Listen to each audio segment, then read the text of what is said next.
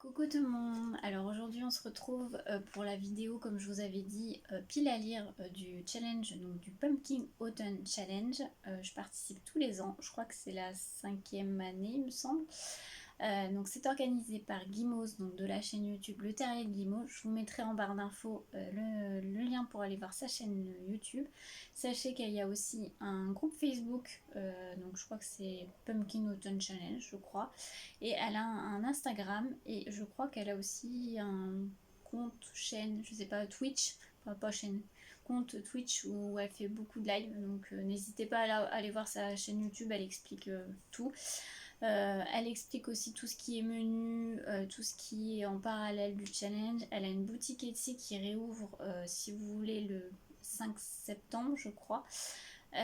Où elle a fait des illustrations en lien avec ce challenge. N'hésitez pas à aller voir, elle explique tout. D'ailleurs c'est magnifique ce qu'elle a fait, j'aime beaucoup le thème, j'aime beaucoup cette année l'ambiance on va dire.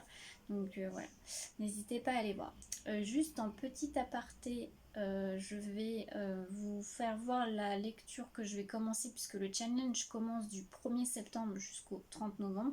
Donc le 1er septembre c'est mercredi. Donc je voudrais essayer de lire un petit bouquin en attendant mercredi. Je vais essayer de faire les choses bien. Bon, c'est un petit bouquin qui fait 220 pages, donc ça va être assez vite lu. J'espère arriver à le lire.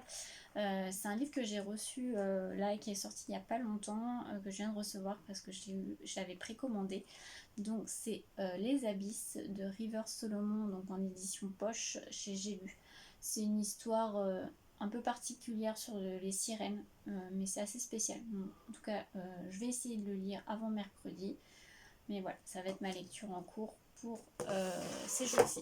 Ensuite aussi, petit aparté avant que je vous fasse voir la pile à lire du pack, Pumpkin Autumn Challenge.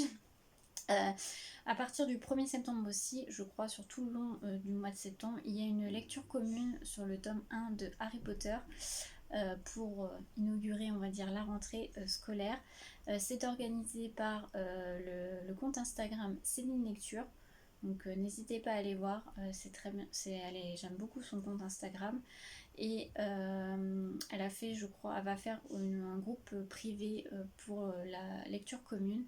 Donc on peut le lire dans n'importe quel format, donc soit en hardback comme j'ai là, ou en illustré comme j'ai ici, ou en e-book, enfin comme vous voulez.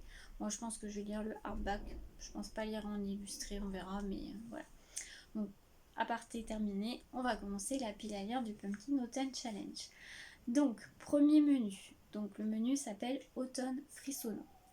La première catégorie c'est Gargare à la main de gloire et les mots-clés c'est voleur, thriller, horreur, épouvante. Donc là je me suis mis un petit poche, enfin un gros puisqu'il fait presque 800 pages.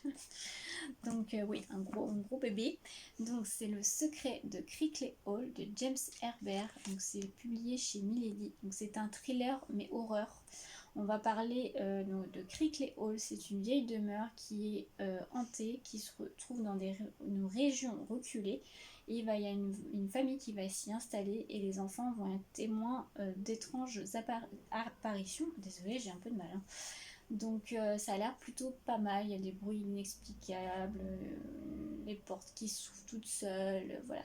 Alors moi j'avais trouvé en occasion sur Vinted et je l'ai connu, enfin je connaissais pas trop ce titre et je l'ai connu grâce à une amie qui l'a lu et qui avait trouvé ça super bien. Donc voilà, on va essayer de tester celui-ci. Et je me suis mis au cas où, parce que comme c'est une grosse pavasse, au cas où que j'ai pas le temps, je me suis mis aussi L'Épouvanteur, le tome 1 de Joseph Delaney. Alors je l'ai pas en réel parce que je me le suis pas encore procuré, mais c'est une saga horreur mais jeunesse, donc qu'on va parler d'un épouvanteur et surtout dans le tome 1 c'est l'apprenti épouvanteur. Donc c'est une saga assez réputée, donc je vais voir ça. Ensuite, deuxième sous-catégorie, alors c'est un titre en anglais, enfin c'est anglais, donc pardonnez mon accent parce que je suis nulle en anglais. Donc c'est Double Double, Toil and Trouble. Et les mots-clés, c'est sorcière, prophétie, tragédie. Alors, bah, moi, j'adore les sorcières. Donc, j'ai pris un livre que je me suis procuré. Je suis désolée parce que vous êtes installé sur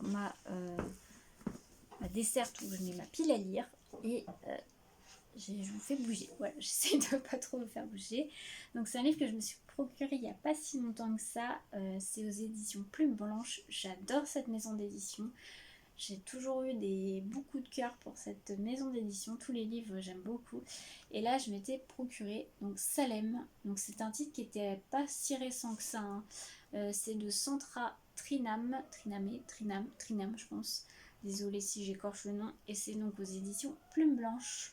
Donc là, on va être sur 2 temporalités. Donc on va parler en 1692, donc de Salem, État de Massachusetts aux États-Unis, accusé de pratiques magiques. De nombreuses personnes sont alors mises à mort. Innocentes ou coupables, qui méritait réellement la potence? De nos jours, alors que Max évite de peu la mort, la voilà sous l'emprise de songes qui semblent tous venir d'une époque lointaine où la sorcellerie et les démons hantaient l'imaginaire du commun des mortels.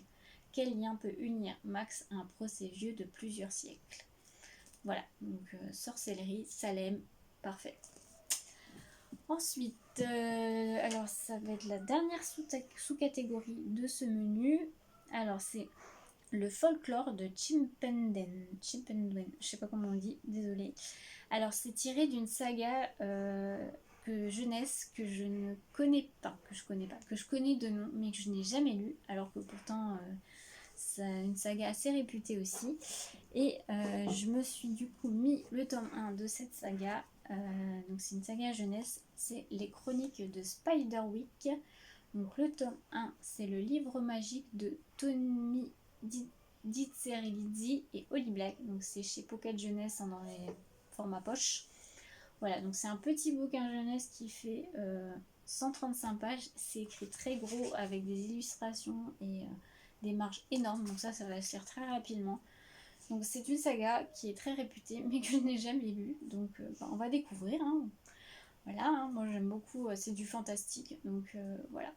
Donc je me suis mis celui-ci et je me suis mis un autre que je n'ai pas encore reçu. J'attends ma précommande. Ah non, si. Est-ce que je vous ai dit les mots-clés de ce sous-menu? Je ne sais plus. Donc c'est créatures surnaturelles, fantastique, fantasy. Pardon, je crois que je ne vous l'ai pas dit. Du coup, je m'en suis mis un autre que j'ai pas reçu puisque c'est une précommande. Je me suis dit créature naturelle. Je me suis mis Serpent and Dove de Shelby Mayorine, désolée, chez De Saxus. Je l'attends. Je l'ai précommandé, mais il met un peu de temps à arriver puisqu'il est sorti depuis quelques jours et j'ai toujours pas reçu. Donc bon, c'est pas grave, hein. Mais bon. Voilà. Ensuite, deuxième menu. Donc le menu, c'est automne, douceur de vivre. Donc la première sous-catégorie, c'est It's just a bunch of hocus pocus. Donc les mots-clés, bien sûr, c'est Halloween, automne. Donc moi, je me suis mis un livre que je n'ai pas encore en ma possession, mais que je vais pas tarder à m'acheter. C'est Terreur à Smokolo de Catherine Ardenne, je crois. C'est un livre que j'avais entendu parler sur la chaîne de Nina Quill, que je vous mettrai aussi en barre d'infos. Elle avait beaucoup aimé et c'est vraiment, ça se passe au moment d'Halloween. On va parler, je crois, d'épouvantail ou des choses comme ça. Et du coup, j'ai hâte de lire celui-là, donc je vais me le procurer. Et sinon, je m'étais mis une petite BD. Je me suis mis la BD. Je trouvais qu'elle faisait automnale et qu'elle faisait un peu Halloween et ça parle d'une sorcière. Donc c'est le grimoire d'Elphie. Donc le tome 1 de Arleston Alouette et Minnie Ludwin. Donc c'est L'île presque et c'est chez Dracou. Vous voyez, la couverture, je trouve qu'elle fait très automnale. En tout cas, à mon avis. On triche un petit peu, hein, comme on peut. Et voilà, c'est une petite BD jeunesse. Ça fait un petit moment que je l'ai toujours pas lu et j'adore les illustrations. C'est tout à fait mon style. Donc voilà, on va parler de Elfie et Magda. Donc c'est 2 sœurs qui vont découvrir des pouvoirs ou je sais plus trop quoi, mais en tout cas, et qui vont découvrir un grimoire, je crois. Mais voilà, elle me tentait pas mal, donc je me suis mis celui-ci. Ensuite, deuxième sous-catégorie, alors là c'est Edgigi. Tu ne trouves pas que ça sent drôlement bien à la... ça sent drôlement bon à la... Alors là c'est un mot très spécial. Ce que je vais faire, je pense que je vais vous mettre en barre d'infos les menus et sous-catégories comme ça au moins. Parce que les mots des fois c'est à la Gutyokipania. Je ne sais pas comment ça se dit, désolée. Et donc les mots-clés c'est jeunesse, famille, nourriture. Alors là j'ai un petit peu galéré parce que j'avais pas d'idée. Donc moi je suis partie sur jeunesse. Voilà. Une saga dont le tome 3 sort là dans peu de temps. J'ai toujours pas commencé cette saga et j'ai hâte parce que j'en entends de très bons avis. Donc c'est Nevermore, le tome 1. Donc c'est les défis de Morrigan Crow de Jessica Townsend, donc chez Pocket Jeunesse. Donc là, on va suivre Morrigan Crow qui est née le jour du merveillon, ce qui signifie deux choses. 1. Elle est maudite. 2. Elle est condamnée à mourir à minuit le jour de ses 11 ans. Son cercueil l'attend. Elle est sauvée in extremis par un homme étrange qui l'emmène dans le royaume magique de Nevermore. Voilà, donc là c'est le tome 1. Donc j'ai hâte de lire celui-ci. Ensuite, on en est où là? Donc troisième sous-catégorie, il suffit de te souvenir de rallumer la lumière. Les mots-clés c'est émotion, feel good, santé mentale. Alors là j'ai mis un livre que j'ai pas encore aussi en ma possession. Là je suis partie dans l'émotion émotionnelle. Apparemment c'est un livre qui fait pleurer. Donc c'est La nuit où les étoiles se sont éteintes de Neil Gaiman et il y a une deuxième autrice, je sais plus. Alors Neil Gaiman, si vous la connaissez pas, c'est à la base entre guillemets une booktubeuse. Je crois que c'était les lectures de Nin, sa chaîne YouTube ou quelque chose comme ça. Je sais plus. Et il y a une deuxième autrice, mais je sais plus. Marie. Coucou maman. Désolée, on a été interrompu voir ma fille, je suis désolée. Alors, du coup, je disais que oui, donc ça va être La nuit où les étoiles se sont éteintes de Neil Gaiman. Donc voilà, donc, je vais lire celui-ci. Je me suis pas encore procuré, mais ça ne saurait tarder. Ensuite, dernière sous-catégorie de ce menu, c'est J'ai un dragon et j'hésiterai pas à faire feu. Donc les mots-clés, c'est humour, illustré, animaux. Moi, je suis partie sur illustré et animaux. Je suis partie sur un manga et je suis partie sur le tome 1 de Créatures Fantastiques. Et donc le mangaka, c'est Kazuya et c'est édité chez Komiku. Désolée, j'ai encore été interrompue par ma fille, j'en suis désolée. Alors, je disais que j'allais mettre Créatures donc Fantastique, le tome 1 de Kazuya, donc c'est chez Komiku, oui, Komiku. Donc là, je suis partie sur illustré, donc manga, et des animaux, hein, même si c'est des animaux fantastiques, hein, c'est des animaux quand même. Donc là, ça a l'air plutôt sympa. J'ai hâte de découvrir ce manga. Ensuite, on va passer au troisième menu, donc c'est Automne Enchanteur. Donc la première sous-catégorie, c'est la lunette de pierre, c'est extra quand on veut voir ce qui ne se voit pas. Et donc les sous-catégories, enfin les mots-clés, c'est petit peuple, féerie, nature. Là, j'en ai mis qu'un. Ouais, j'en ai mis qu'un. Je suis partie sur féerie. Du coup, j'ai pris Le Prince Cruel de Holly Black chez Rajo. Là, on va parler de faille. Voilà, ça fait un moment que je l'ai dans ma page, j'ai toujours pas lu. En plus, j'ai le tome 2 aussi dans ma page. Donc, bon, quand même temps que je sorte ce tome 1. Donc là, c'est Enlevée au monde des mortels lorsqu'elle n'était qu'une enfant. Jude vit parmi les failles des créatures sublimes, immortelles et cruelles. Mais être humaine à Terra Fae est un défi incessant, et savoir manier l'épée, maîtriser les usages, se protéger des sortilèges, tout cela ne suffit pas, d'autant que Jude s'est fait un ennemi de choix, le prince Cardan, l'héritier de la couronne. Pour gagner sa place à la cour, appartenir vraiment à cette terre de magie, Jude doit le défier quelles qu'en soient les conséquences. J'ai vu des avis, bons avis, mais aussi des avis mitigés, donc bon, on verra, à voir. Ensuite, deuxième sous-catégorie, donc c'est Nom d'une dune. Donc les mots-clés c'est écologie, post-apo et SF. Alors là j'en ai mis deux. J'ai mis un manga que vous avez vu hier donc dans ma vidéo On parle lecture, c'est une réception que j'ai eue. Donc c'est le tome 1 de Terrarium de Yuna Hirasawa. Donc c'est chez Glénat. Donc là on va parler d'écologie. Voilà. Ça a l'air plutôt sympa, je crois que c'est sur des robots. Donc voilà. j'ai hâte de lire celui-ci. Et je m'en suis mis un deuxième. Je sais pas si je vais arriver à le lire parce que c'est une grosse pavasse et c'est surtout une lecture SF, mais très... Enfin, c'est SF fantasy, je crois. C'est très dense, c'est très complexe, donc à voir si j'y arrive parce qu'en plus de ça, il fait quand même 630 pages et voilà, c'est un tome 1. C'est aussi une saga qui va être adaptée sur... Je sais pas si sur Netflix ou pas, je sais plus. Donc c'est le tome 1 de Dune de Frank Herbert. Donc c'est d'édition Robert Laffont. J'adore les couvertures de ces éditions. Je les trouve magnifiques. Là c'est vraiment de la SF fantasy. Enfin c'est très... Apparemment c'est assez complexe, hein, mais bon. J'ai bien envie de tenter le coup, on verra. C'est un gros pavé quand même, hein, donc on verra. Voilà. Mais il est très réputé celui-ci. Ensuite, dernière sous-catégorie, c'est princesse. Donc là, il faut parler, on va mot-clé, c'est les féminismes et à chaque fois j'ai du mal à le dire, LGBTQI+. Donc moi, je vais partir sur le féminisme, un livre que j'avais déjà acheté pour la session de l'année dernière, mais que j'ai toujours pas lu. C'est Sorcière, donc c'est La puissance invaincue des femmes de Mona Chollet. C'est aux éditions Zone. Donc là, on va parler du féminisme. Voilà. Donc c'est pas vraiment un roman, c'est plus... Enfin, je sais pas je pense pas que c'est un romancé. C'est plus un essai, je pense. Donc on verra, ça fait 230 pages à peu près. Donc voilà.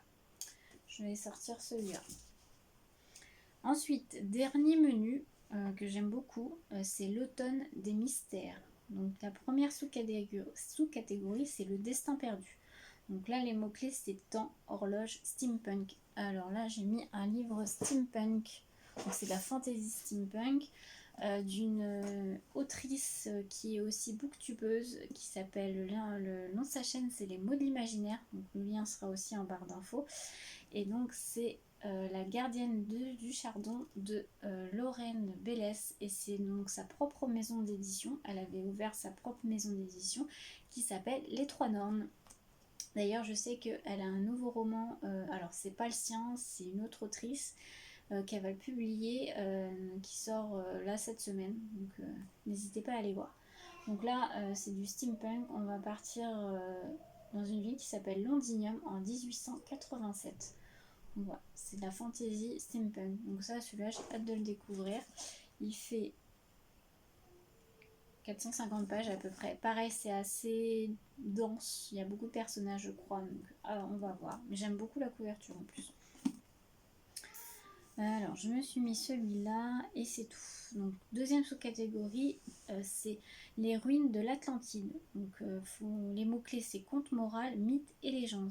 Alors là, je me suis mis 2 livres. Donc, je suis partie sur... Non, j'ai même mis 3 livres. Oula. Je suis partie sur Contes et légendes. Donc, j'ai mis Circé de Madeleine Miller. Donc là, c'est aux éditions Pocket, en poche. Donc là, on va partir sur la légende de Circé, tout simplement. Donc voilà. Il y a le deuxième, enfin, c'est pas un tome 2, mais c'est un deuxième livre de l'autrice qui s'appelle Le Chant d'Achille aussi, qui est apparemment super bien. Donc on va déjà commencer par Circé. Il fait quand même pas mal de pages. Il fait 550 pages à peu près. Donc voilà. J'ai mis celui-là. Et en deuxième, j'ai mis pareil dans les légendes. Un tome 2, donc c'est Les Brumes d'Avalon de Marion Zimmer Bradley chez le livre de poche. Alors là, on va partir sur la légende arthurienne. J'avais beaucoup aimé le tome 1. Voilà. Donc là, je voudrais lire le tome 2. Donc c'est le cycle d'Avalon, le nom de la saga entre guillemets. Donc voilà. Donc c'est pareil, c'est assez. Il n'y a pas beaucoup de dialogue. C'est assez. Vous voyez, c'est écrit assez petit aussi. Donc on verra, et ça fait 345 pages à peu près. Je m'en suis mis un autre que je n'ai pas encore. J'ai découvert d'ailleurs grâce à Guimauze, donc dans sa vidéo pile à lire. Elle en avait mis un de cet auteur. Moi je me suis dit, je me suis noté le tome 1, c'est Atlantis de David Gibbons. C'est chez Pocket je crois, donc en format poche. Je pense me le prendre. Je crois qu'on va partir donc du coup sur la légende de Atlantis. Voilà. Donc on verra. Ensuite, troisième sous-catégorie, c'est En avant Yvette Tempête. Donc les mots-clés, c'est aventure, artefact, voyage. Alors là, je me suis mis un livre d'une maison d'édition, une petite maison d'édition que je connaissais pas beaucoup, enfin que je connaissais pas avant de trouver ce livre. Donc c'est La Chasse aux cristaux, le tome 1, donc l'anneau du naufragé de Alicia Alvarez. Et donc le nom de la maison d'édition, c'est Crainte Chimère. Voilà, alors là on va parler d'artefacts. Donc c'est... Alors, Chase Hawkins se retrouve engagé pour un cambriolage ordinaire. Son objectif, moyennant une somme rondelette, s'emparer d'un anneau de valeur. Poursuivi par la police au gré des allées d'Oxford Street, il percute un mur après avoir perdu le contrôle de sa moto. Au lieu de connaître une fin tragique, il se réveille sur une plage taquiné par un crabe qui parle. Ce qu'il ne sait pas encore, c'est que ce rivage appartient à l'une des nombreuses îles de Niar, un des 6 mondes parallèles à la Terre. Chase aurait pu atterrir n'importe quand, mais l'y voilà au pire moment. La chasse aux cristaux est engagée. Qui rassemblera ces 12 artefacts, symboles des familles ducales, et raflera la couronne? Voilà, ça a l'air plutôt sympa comme lecture. Désolée, donc du coup un beau bébé aussi qui fait quand même 500 pages à peu près, donc, mais j'aime beaucoup les histoires, c'est illustré un petit peu. Alors attendez, j'aime beaucoup le travail graphique, voilà, c'est ce que je voulais dire. Vous voyez, les parties sont quand même illustrées et le début de chapitre aussi. Donc c'est très joli, j'aime beaucoup. Donc voilà, je me suis mis celui-ci. Et pour terminer, la dernière sous-catégorie, c'est cabinet de curiosité. Donc mot-clé, c'est art, science, étrangeté. Alors moi, je suis partie sur le mot étrangeté. J'ai un peu, enfin c'est pas triché, mais j'ai un peu, voilà, triché on va dire. C'est un gros pavé que j'ai reçu il n'y a pas longtemps et qui me tente beaucoup. J'en vois des très très bons avis, mais c'est une lecture très étrange. Voilà, donc c'est Notre part de nuit de Mariana Enriquez et c'est aux éditions du Sous-sol. Alors moi je l'ai découvert sur la chaîne de Séverine, donc il est bien ce livre. Je suis désolée, j'ai le nez qui me pique, décidément. Donc là, on va parler de... Alors, je vais vous lire le résumé. Un père et son fils traversent l'Argentine par la route, comme en fuite. Où vont-ils? À qui cherchent-ils à échapper? Le petit garçon s'appelle Gaspard. Sa mère a disparu dans les circonstances étranges. Comme son père, Gaspard a hérité d'un terrible don. Il est destiné à devenir médium pour le compte d'une mystérieuse société secrète qui entre en contact avec les ténèbres pour percer les mystères de la vie éternelle. Alors je sais par contre qu'il ne faut pas être bloqué sur le sujet de la religion, entre guillemets, parce qu'on parle un petit peu quand même de religion. Donc voilà, à savoir si vous aimez vraiment pas ça, savoir que dans ce livre-là, il y en a. Voilà, et c'est un gros pavé qui fait, je crois, presque 800 pages, il me semble. Ouais, c'est ça, presque 800 pages. Mais je le trouve très étrange, ce livre, donc on verra bien si j'arrive à le lire. Mais écoutez, voilà ma pile à lire. J'ai quand même pas mal de livres, donc moi ça risque de changer parce qu'en plus je me suis rendu compte que j'ai même pas mis d'e-book. Alors attendez, j'ai ma liseuse juste là. Ah bah oui, je suis bête. Je sais pas pourquoi j'ai pas mis d'e-book parce que j'en lis un petit peu. Donc j'aurais pu en mettre.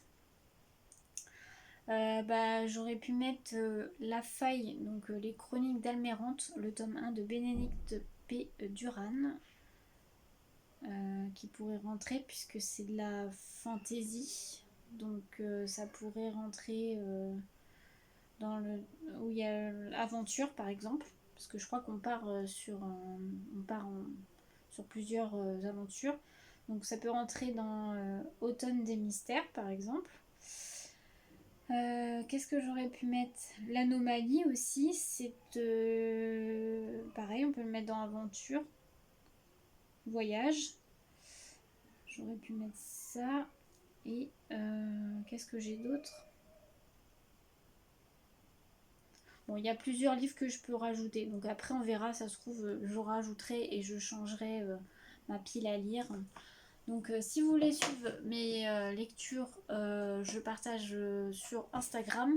Donc mon Insta, c'est les loisirs d'Elodie, comme ma chaîne. Et toutes les semaines, je fais une vidéo qu'on j'appelle On parle lecture, qui sort le dimanche soir à 18h30. Et je sors, dans cette vidéo, il y a mes updates lecture, mes réceptions, mes prévisions de lecture pour la semaine suivante. Donc voilà, donc n'hésitez pas à vous abonner si vous n'êtes pas abonné. Et puis moi sur ce, je vous souhaite une belle journée, un bon challenge à tous ceux qui participent. Et n'hésitez pas à aller voir la chaîne de Gimos parce qu'elle est top. Voilà, à bientôt!